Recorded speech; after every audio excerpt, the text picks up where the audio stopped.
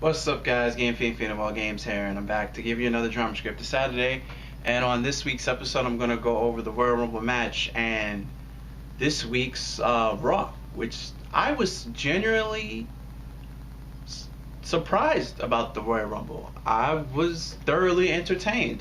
This has been the best Rumble I've watched. I could easily say within the past 4 years. This Royal Rumble was very entertaining to me. Even without the obvious, because we knew AJ Styles was going to be in it, and we did know Triple H was probably going to be number 30. I was shocked that Roman Reigns didn't win. That was a surprise. I didn't think that they would have Triple H win, and I didn't think they would have Dean Ambrose be the last man thrown out. But it makes sense to have Triple H throw both Roman and Dean out, the two people that he hates the most. Throw them out for him to be champion. Like AJ, I had a lot of mixed feelings when AJ came out as the third entry, but then I was thinking about it. No, this is the quickest way possible for the WWE fans, those who know who AJ Styles is and where he's from. This is the quickest way possible to get all his dream matches or all his dream, faces in that we're never going to see. So have him come out early. He had a nice exchange with Roman. Had a nice exchange with Chris Jericho, Kevin Owens, and then he got thrown out by Kevin Owens, and then El Generico comes and throws Kevin Steen out.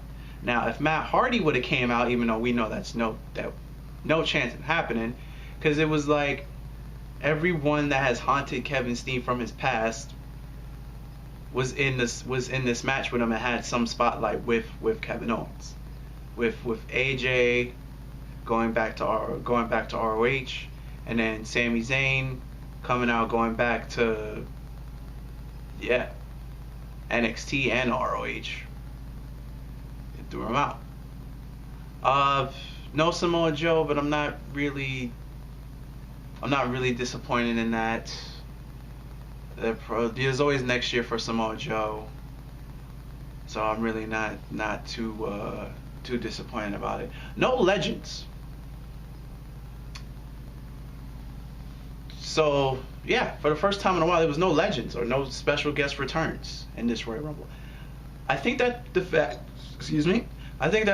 is that they're all getting old, and this new generation of fans are not gonna know these legends. Like, for instance, if they do another retro Monday Night Raw, I don't think it's gonna work. Because only like the mid 26-year-olds, people in their mid 20s and up are gonna know at least half the roster if they do a retro Raw. If they would have did like anything short of a DX member, I don't think the new generation would know who a certain legend came out, or besides Sergeant Slaughter. So no legend. I was actually happy about that, because in my opinion, they just took up a slot anyway for someone that's there day in and day out. I feel the people that's there day in and day out, they should get a spot, even if it is for 1 second. They should get a spot in the Royal Rumble match. But I like the pace of the Rumble. The camera issues were a problem, but that's explainable because half of their original camera crew was stuck in New York and couldn't travel due to the snowstorm, so there was that. But I really enjoyed the Rumble match. Kofi didn't have his biggest spot getting back in the ring as he used. Well, he didn't make it back in the ring. He almost got tossed out. Then he landed on Big E's shoulders, and then Chris Jericho drop kicked him off of Big E's shoulders, and he got eliminated. Usually Kofi makes it back in, then he gets outrageously eliminated. But I like the Braun Strowman and Big Show showdown. I like Brock Lesnar tossing out every single Wyatt family member. That was entertaining. One thing I didn't like is when Vince McMahon got the League of Nations to jump Roman Reigns, and Roman Reigns refused to go out on a stretcher, and then 20 minutes later Roman Reigns comes back and he's not hurt at all. That I don't like. So this dude just went into the back, ate a sensu bean, came back out, and he was at full health. At least when Kevin Owens came out, he was still like selling the fact that he was in a last man standing match with Dean Ambrose and just, you know, somersaulted over the top rope over the top turnbuckle and the two tables.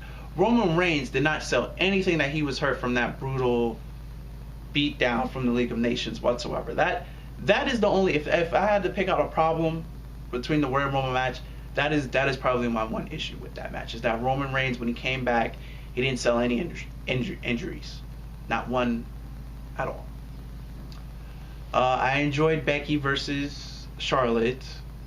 I enjoyed Kevin Steen versus Dean Ambrose.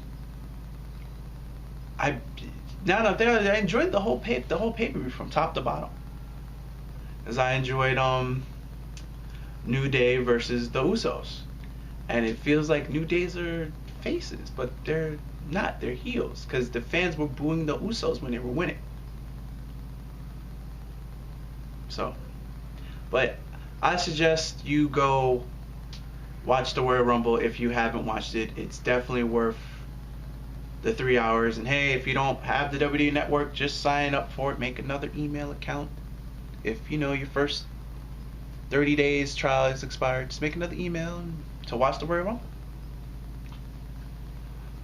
Moving on to Raw. Raw hasn't been this good in a very long time. I'm just gonna go over the Rock segment, because the Rock segment was 28 minutes long from start to finish, no commercial interruptions. From when he came out in his own pickup truck telling The Miz to park it, down to the segment with New Day, and then having the Usos come out and them, all three of them, beat up the New Day, was just fantastic. The skit he had with Big Show and the "Hey, you alright?" Just everything in all the segments, when he had the small segment with Lana and then Rusev was there, from top to bottom. If you would just go back to Raw and then watch that segment, that's what made Raw. For the first time in a while, it was The Rock actually being The Rock and not Dwayne Johnson trying to be The Rock.